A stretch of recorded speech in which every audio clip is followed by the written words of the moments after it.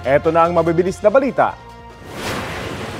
Arestado ang isang delivery rider na sumasideline sa pagbebenta ng illegal na droga. Nasita siya sa checkpoint sa Pasay dahil walang suot na protective gear. Ayon sa mga pulis, balisa ang rider at tinangkang tumakas. Nang kapkapan, nadiskubre sa bulsa niya ang abot sa 170,000 pesos na halaga ng umunay shabu. Aminado ang suspect sa krimen. Ayon sa kanya, 4 na buwan na niya itong ginagawa. Sa iba't ibang lugar daw niya pinupuntahan ang kanyang supplier. Mahaharap siya sa reklamong paglabag sa The Motorcycle Helmet Act at Comprehensive Dangerous Drugs Act. Sugatan ng isang rider matapos siyang sumabit sa nakalaylay na mga kable habang nagmumotorsiklo sa Barangay Antipolo del Sur sa Lipa, Batangas. Kita pa ang kanyang tinamong sugat sa leeg, braso at binti.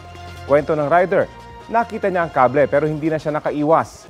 Pakiusap ng barangay sa mga telco sa lugar, pakiayos sa mga kable. Pansamantala munang itinali ang mga naputol na kable at pinaalalahanan ng mga motorista na mag-ingat. Kapuso, alamin ang maiinit na balita. Bisitahin at mag-subscribe sa GMA Integrated News sa YouTube. Sa mga kapuso abroad, samahan niyo kami sa GMA Pinoy TV at sa www.gmanews.tv.